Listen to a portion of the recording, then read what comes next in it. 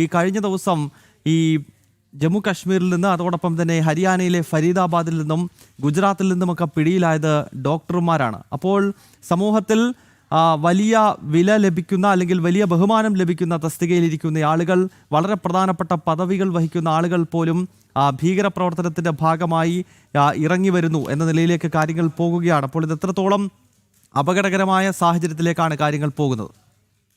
തീർച്ചയായും ഗൗതം, ഇത് അപകടകരമായൊരു സാഹചര്യം എന്ന് പറയുന്നത് ഈ പ്രൊഫഷണലുകളെ ഉപയോഗിക്കുന്നു. ആ പ്രൊഫഷണലുകളെ ഉപയോഗിക്കുന്നു. നേരത്തെ ഈ വിഷയം ഇപ്പോൾ നമ്മൾ ചർച്ച ചെയ്യുന്നതിന് മുൻപ് പല വിവരങ്ങളും അന്വേഷിക്കുന്ന കൂട്ടത്തിൽ ക്രിമിനോളജിസ്റ്റുകളെല്ലാം തന്നെ ചൂണ്ടിക്കാട്ടിയത് ഈ ഭീകരർ IT പ്രൊഫഷണലുകളെ ഒരു കാലത്ത് ഉപയോഗിച്ചിരുന്നൊരു സാഹചര്യം ഉണ്ടായിരുന്നു. അത് പല രീതിയിൽ IT പ്രൊഫഷണലുകളെ ഉപയോഗിക്കാൻ സാധിക്കും. അത് IT രംഗത്തെ തകർക്കുന്നതിന് വേണ്ടിയുള്ള നമുക്ക് നേരത്തെ അറിയാവുന്നത് പോലെയുള്ള മറ്റു രീതിയിലുള്ള, അതായത് IT സംവിധാനങ്ങളെ തകർക്കുന്നതിനുള്ള ഈ ഹാക്കിംഗ് പോലുള്ള പ്രവർത്തനങ്ങൾ നടത്തുന്നതിനും, അതായത് അണത്തിക്കൽ ഹാക്കിങ്ങുകൾ നടത്തുന്നതിനും ഒക്കെ പ്രയോജനപ്പെടുത്തുക. അത്തരത്തിലുള്ള രീതിയിലുള്ള ഒരു സൈബർ അറ്റാക്ക് നടത്തുന്നതിനും IT പ്രൊഫഷണലുകളെ വിനിയോഗിക്കുക, അല്ലെങ്കിൽ ഇത്തരത്തിലുള്ള ITയുടെ സാധ്യത സ്ഫോടനങ്ങൾ നടത്തുന്നതിനും ടെറർ സൃഷ്ടിക്കുന്നതിനും വേണ്ടി പ്രയോജനപ്പെടുത്തുന്നതിനും അവരെ ഉപയോഗിക്കുക. അത്തരത്തിൽ ഈ വൈറ്റ് കോളർ ജോബ് അല്ലെങ്കിൽ ഇത്തരത്തിലുള്ള IT എഞ്ചിനീയർമാരെ എല്ലാം തന്നെ ഈ ഭീകരപ്രവർത്തനത്തിലേക്ക് ആകർഷിക്കുന്ന ഒരു രീതി ഉണ്ടായിരുന്നു. സമാനമായ രീതി തന്നെയാണ് ഇപ്പോഴും കാണുന്നത്. 5ഓളം ഡോക്ടർമാരാണ് ഈ അടുത്ത ദിവസങ്ങളിൽ പിടിയിലായത്. ഈ ഭീകരബന്ധമുള്ളവർ, ഈ ഡോക്ടർമാരുടെ പ്രത്യേകത എന്ന് പറയുന്നത് തന്നെ അവർ മെഡിക്കൽ കോളേജിൽ പഠിക്കുന്നു, മെഡിക്കൽ കോളേജിൽ പോയി PG വിദ്യാർത്ഥിയായും അല്ലെങ്കിൽ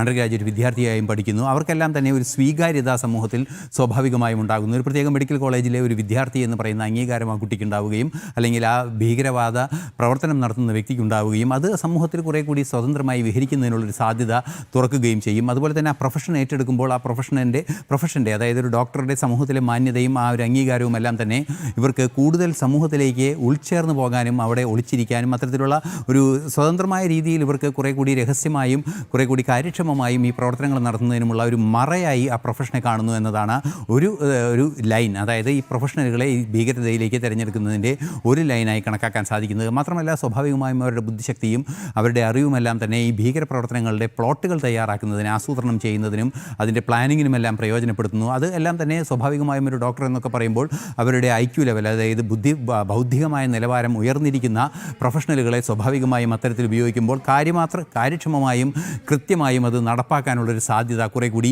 സക്സസ്ഫുള്ളായി ഇത്തരത്തിലുള്ള ഭീകരപ്രവർത്തനങ്ങൾ നടത്തുന്നതിനുള്ള ഒരു സാധ്യത തുറക്കുക എന്ന ഒരു പ്രൊഫഷണൽ ലൈൻ തന്നെയാണ് അതിനുള്ളത് എന്നതും നമുക്ക് മനസ്സിലാക്കാൻ സാധിക്കുന്നുണ്ട്. വളരെ ഗുരുതരമായ പ്രശ്നമാണ്. പ്രൊഫഷണലുകളെ ഉപയോഗിച്ചുകൊണ്ട് ഭീകരപ്രവർത്തനം നടത്തുക എന്ന ലക്ഷ്യമാണ് ഇപ്പോൾ ഭീകരശക്തികൾ ശ്രമിച്ചുകൊണ്ടിരിക്കുന്നത്. കഴിഞ്ഞ ദിവസം നമ്മുടെ രാജ്യത്തിൻ്റെ വിവിധ ഭാഗങ്ങളിൽ നിന്നും 4 ഡോക്ടർമാർ പിടിയിലാവുകയുണ്ടായി. ഈ പിടിയിലായവരെല്ലാം ജെയ്ഷെ മുഹമ്മദ് പോലെയുള്ള ഭീകര സംഘടനകളുടെ സജീവ പ്രവർത്തകരാണ്, അല്ലെങ്കിൽ അതിനുവേണ്ടി പണിയെടുക്കുന്ന ആളുകളാണ്. അപ്പോൾ പ്രൊഫഷണലായ ആളുകളിലേക്ക് കൂടി ഇപ്പോൾ ഭീകരപ്രവർത്തനം എത്തിച്ചുകൊണ്ട് രാജ്യത്ത് ബോധപൂർവ പ്രശ്നങ്ങൾ സൃഷ്ടിക്കുക എന്ന ശ്രമമാണ് ഭീകരശക്തികളുടെ ഭാഗത്തു നിന്നുണ്ടാകുന്നത്.